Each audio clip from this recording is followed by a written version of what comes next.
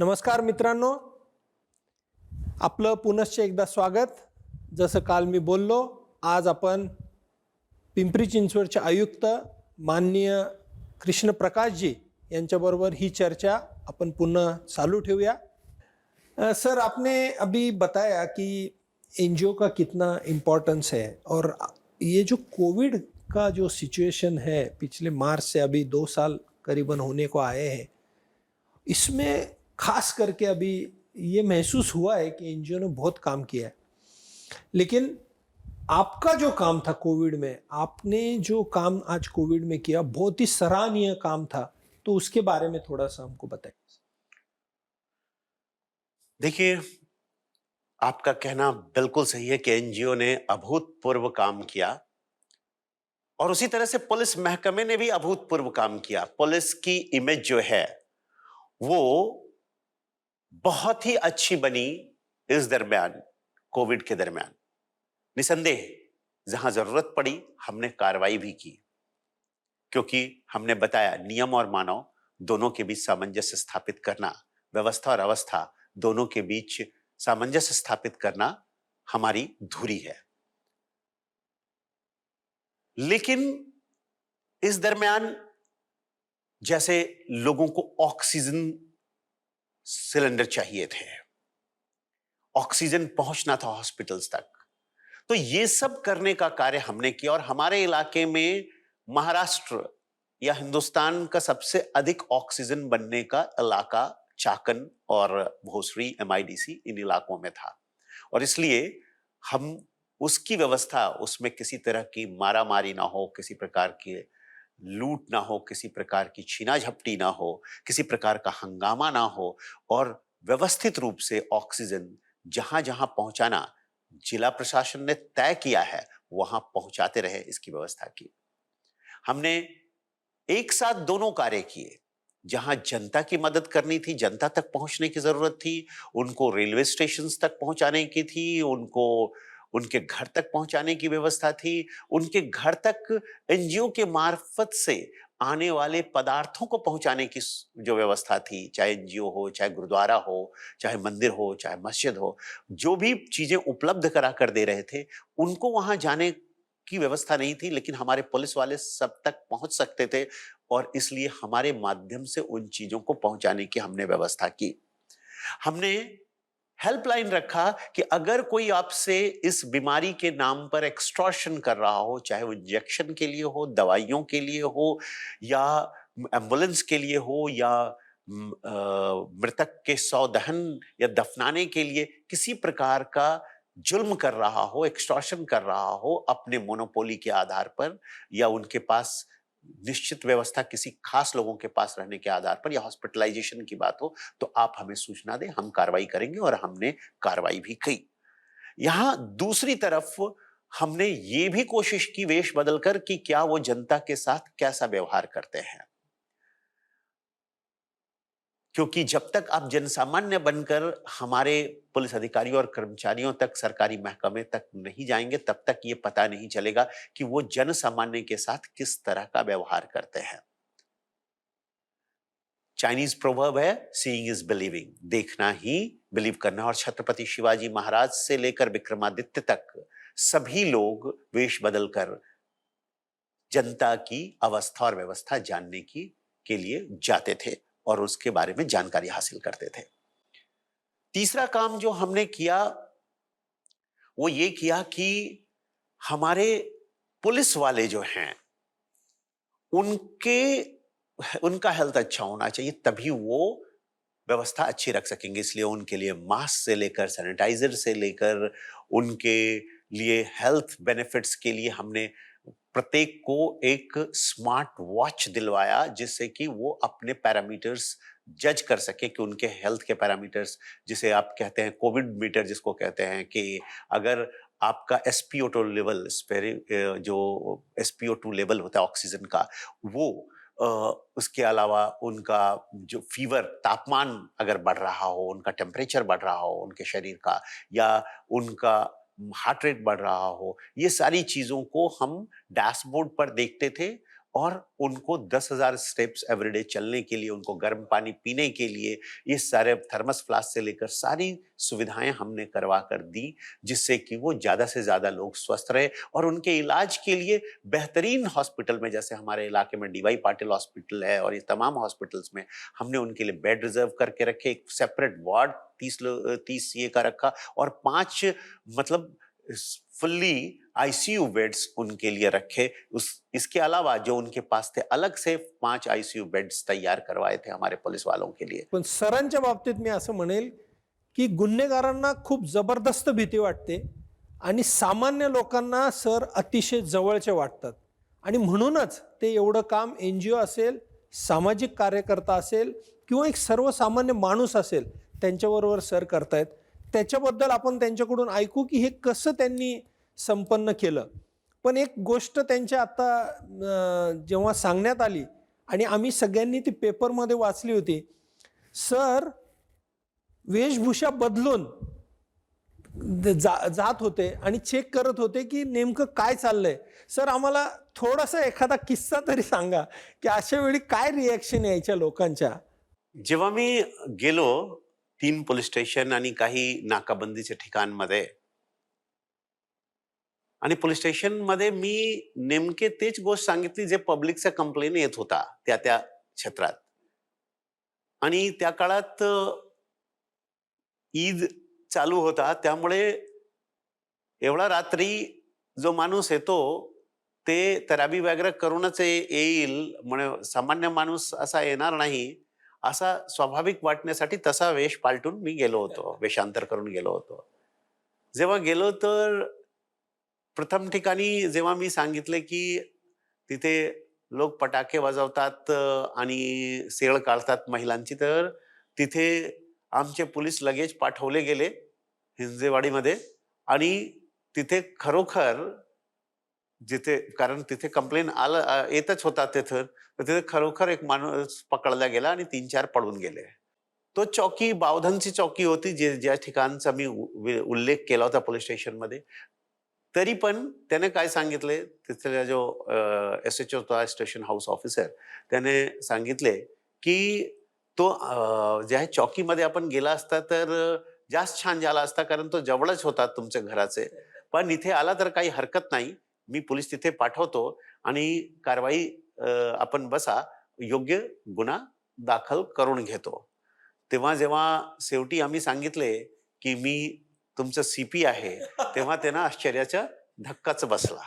ठीक आहे। आणि त्यानंतर दुसऱ्या ठिकाणी गेलो वाकळकडे, तर वाकळकडे मी एक सोसायटीचे बाहेर असा फिरत होतो माझे बेगम सोबत, असा मी सांगितले की चेन स्नॅचर आला आणि चेन स्नॅच करून पळून गेला। लगेच तिथे टीम पाठवण्यात आली। त्याने विचारला की तुमची महिला आहे, त्यांना काही सांगायचं आहे वेगळा, तुम्हाला खोलीमध्ये एक महिला कॉन्स्टेबल सोबत पाठवतो। तर आम्ही सांगितलं हो पाठवा, काही हरकत नाही। ते आणि त्यानंतर त्याने कच्चा ड्राफ्ट केला FIR चे आणि सांगितलं की ऑफिसरला बोलवलेले आहे, FIR जे आहे ते समोर येऊन त्या जिम्मेदारीने लिहितील, आम्ही तर कर्मचारी आहोत। तर ऑफिसर आला नाईट राऊंडचं आणि जेव्हा FIR रजिस्टर करण्यासाठी बसला तेव्हा मी सांगितले की मी तुमचं सीपी आहे आणि तेव्हा त्यांना पुन्हा आश्चर्याचा धक्का बसला। तिसऱ्या ठिकाणी गेलो पिंपरी येथे, म्हणजे तिथे पिंपरीमध्ये मला आश्चर्याचा धक्का बसला की जेव्हा मी रिक्वेस्ट केली की एक ॲम्ब्युलन्स वाला मी फोन केलेले आहे आणि ॲम्ब्युलन्स वाला बोलतो, अगोदर सांगितला होता 8,000 आणि 8,000 नंतर आता 12,000 सांगतो, 12,000 नंतर आता 16,000 सांगतो आहे। दरवेळेस कॉस्ट वाढवतो आहे आणि आमचे शेजारी राहणारी मावशी अत्यंत बिमार आहे, त्याला मला वाटते कोविड झालेला आहे, आपण आतमध्ये जाऊ पण शकत नाही, तर कोणी मदत करण्यासाठी येत नाही, आपण मदत करावा आणि ॲम्ब्युलन्सवाल्यावर कारवाई करावा आणि एक आमच्यासाठी ॲम्ब्युलन्सची व्यवस्था करावा। तर त्याने सांगितले हे तुम्ही ठरवले, तुम्ही करा, आमच्या याच्यामध्ये काही घेणं देणं नाही। आणि त्याने नंतर हे पण सांगितले की तुम्ही 108 नंबरवर फोन करा। मला 108 नंबर लावा ना, लागतच नाही, ते एवढा बिझी असतो। आम्ही त्यानंतर जेव्हा आमचे एसीपी मॅडम जे आहे त्याने सांगितले, ते वेस वाल्टून बेगम सर रोल करत होत्या, त्याने सांगितले की तुमचे सीपी साहेबने सर्क्युलर काढलेला आहे की कोणी जास्त पैसे मागत असेल तर एक्सटॉर्शन मध्ये येतो, जुलमाने घेण्यामध्ये येतो, तुम्ही कारवाई का करत नाही. तेव्हा त्यांना थोडा शक झाला की हे लोक एवढा माहिती कसं काय आहे.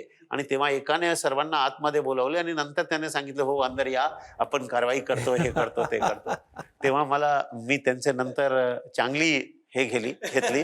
ठीक आहे. आणि त्यानंतर त्यांचा नॉट सो कॉज नोटीस पण दिले आणि नंतर तिथले पीआयचे ट्रान्सफर पण केले. कारण त्याचं म्हणजे त्याने तसा नियंत्रण किंवा तसा जे सौजन्याची भूमिका त्यांच्या लोकांनी द्यायची होती ते दिले नाही. मी सीपी आहे असेल त्याला मला तर सौजन्याची भूमिका देणारच, आदराची भूमिका देणार. पण सामान्य जनसामान्याला दिले नाही, यासाठी मी त्यावेळेस त्यांच्यावर कारवाई केली. मित्रांनो, मला माहिती आहे की अजूनही आपल्याला वाटतंय की ऐकतच राहावं. 2 एपिसोड नंतरही आपल्याला सगळ्यांना वाटतंय, पण काही वेळेची मर्यादा आहे. त्यामुळं सर, एक आखिरी सवाल मैं आपको पूछना चाहता हूँ. सवाल नहीं बोल सकता हूँ कि समाज को आप क्या संदेश देंगे? समाज को मैं यही संदेश देना चाहूंगा कि आप इस दुनिया में आए हो तो इस दुनिया में आप एक बात का ध्यान रखो कि आप सच्चे चित्त से अपना जो भी काम करते हो, परिवार का काम करते हो, समाज का काम करते हो, देश का काम करते हो, आप एज ए इंजीनियर, डॉक्टर काम करते हो, ऐसे शिक्षक काम करते हो, ऐसे मजदूर काम करते हो, आप ये सोचकर मत काम करो कि आप अपने फायदे के लिए कर रहे हो. क्या बात है. ये सोचकर काम करो कि आप अपने समाधान के लिए काम कर रहे हो, अपने संतोष के लिए काम कर रहे हो. और कुछ मिले ना मिले, सच्चे चित्त से किए हुए काम का आनंद, संतोष, समाधान आपको मिलने वाला है. इसे ही भारतीय संस्कृति में सच्चिदानंद अर्थात ईश्वर कहते हैं. सच्चे चित्त से किए हुए कर्म का आनंद ही सच्चिदानंद है. और इस सच्चिदानंद को जिसने पा लिया, उसे और किसी चीज के पाने की इच्छा नहीं रहती है. गीतेत म्हटलेले आहे, योगः कर्मसु कौशलम. योग, जिसे हम राजयोग या हठ योग के नाम से जानते हैं या सहज योग के नाम से जानते हैं, जिसमें यम, नियम, आसन, प्रत्याहार, धारणा, ध्यान और समाधि की अवस्था आती है, तो हम या तो यम, नियम, आसन देखते हैं या प्राणायाम देखते हैं. रामदेव बाबा का प्राणायाम देखते हैं या हमारे श्री श्री रविशंकर जी का प्राणायाम देखते हैं, जो सुदर्शन क्रिया के रूप में दिखाई पड़ता है, दृष्टिगत होता है. लेकिन उसका आखिरी हिस्सा है समाधि, और वो समाधि की अवस्था ईश्वर प्राप्ति की अवस्था है. समाधि की अवस्था योग की अवस्था है, मिलने की अवस्था है. ये मिलन दो तरह से होता है, योग करके, साधना करके, और दूसरा अपना कर्म कुशलता के साथ करके, अपना कर्तव्य कुशलता के साथ करके. तो आप जो भी कर्तव्य करते हो पूरी कुशलता के साथ, पूरी शिद्दत के साथ, पूरे प्रेम के साथ, पूरे पैशन के साथ, पूरे जिद के साथ, पूरी चिकाटी के साथ करो. फल के रूप में आपको समाधान मिलने वाला है, संतोष मिलने वाला है. So be true to whatever you do. सच्चाई के साथ करो जो कुछ भी आप करते हो, सच्चिदानंद आपको मिलने वाला है. यही मेरा संदेश है. धन्यवाद. जय हिंद. मित्रांनो, आपण बघितलं की आज समाजाला सुद्धा उद्देश जो दिला गेलेला आहे तो इतका सुंदर आहे की त्याच्यातून आपण थोडंसं जरी फॉलो केलं तर आपल्या जीवनातला आनंद जो आपण हरवून बसतो तो आपण पुनश्च एकदा मिळू शकतो. सर, एक बहुत ही इम्पॉर्टेंट सवाल मैं आपको पूछना चाहता हूँ कि आज हम बोलते हैं कि भारत का भविष्य ये यूथ है, युवा है, लेकिन आज जो कुछ चल रहा है ना सर, उसमें पता नहीं, ऐसा लग नहीं रहा है, समाधान नहीं हो रहा है. तो यूथ के लिए आप क्या संदेश देंगे? आपने बिल्कुल सही कहा है कि आज के युवा हवा हो रहे हैं. हमारा देश युवा शक्ति बन चुका है। जागतिक स्तर पर, वैश्विक स्तर पर युवाओं की संख्या लगभग अधिकतम है, चीन के बाद या चीन के आसपास। लेकिन अगर इन युवाओं की दिशा सही नहीं है तो उनकी दशा भी सही नहीं होगी और देश की भी दशा सही नहीं होगी। एक शायर ने कहा है कि चमन वालों चलन अपना अगर अब भी ना बदलोगे, चमन बर्बाद भी होगा, चमन बदनाम भी होगा। और वही हो रहा है। युवा जिस तरह से भटक रहे हैं, दिग्भ्रमित हो रहे हैं, जिस तरह के गलत तरीकों को अपना रहे हैं, वो देश के निर्माण का कार्य नहीं कर रहे हैं। देश में वो अपसंस्कृति फैलाने का काम कर रहे हैं।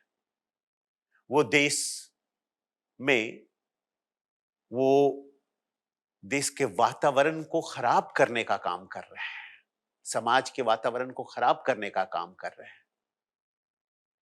युवाओं की उसी ऊर्जा को अगर सही दिशा दी जाए तो वो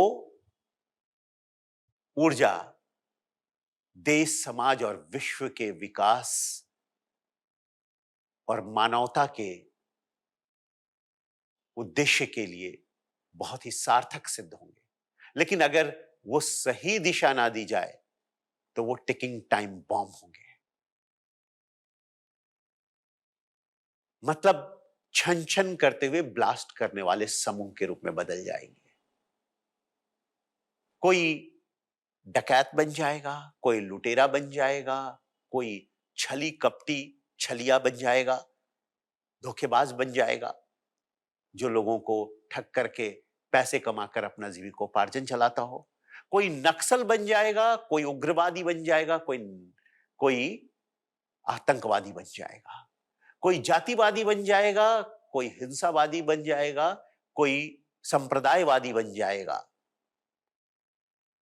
जिसे आप कास्टिस्ट और कम्युनलिस्ट कहते हैं, वो बन जाएगा। और देश, समाज और मानवता एक और रह जाएगा।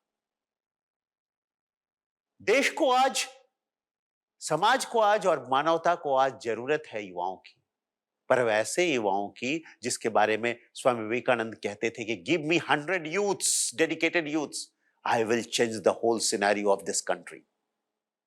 और अब हमारे पास लगभग 50 करोड़ यूथ्स हैं, लेकिन उसके बावजूद भी हम इस देश को सही दिशा नहीं दे पा रहे हैं, जिसके बारे में स्वामी विवेकानंद कहते थे कि our countryman should have the nerves of steel, the muscles of iron and the minds of thunderbolt. If we need to create inspirational history, we need to have an iron will. वैसे लोग चाहिए जिनका दिमाग, जिनके मस्तिष्क लोहे की तरह मजबूत हो। तो एक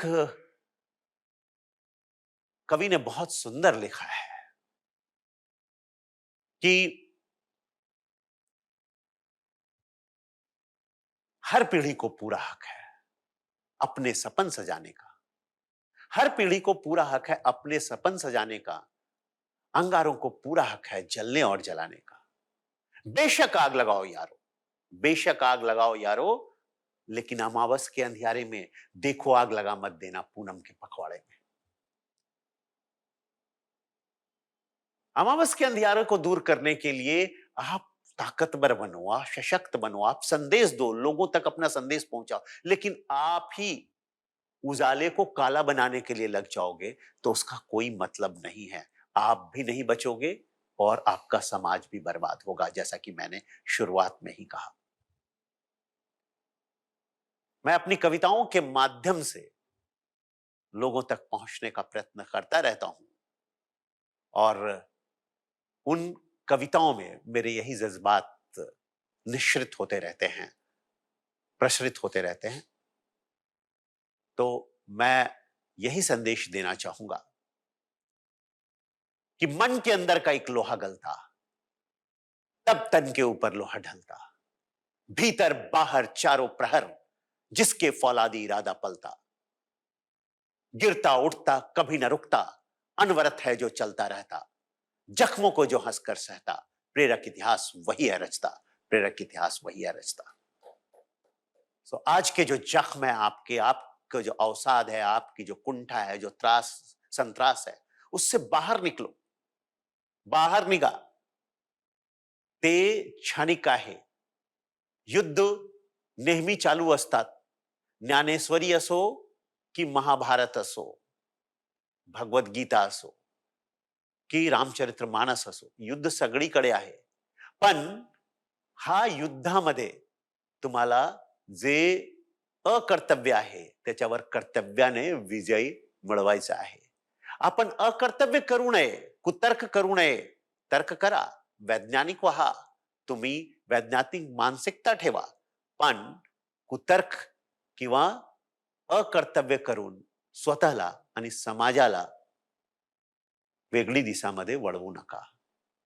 हा वेळ आहे, वेळ गेलेला नाही, संघर्ष सतत चालू आहे आणि या संघर्षमध्ये तुम्हाला प्रकाशाकडे जायचं आहे, उजेडाकडे जायचं आहे।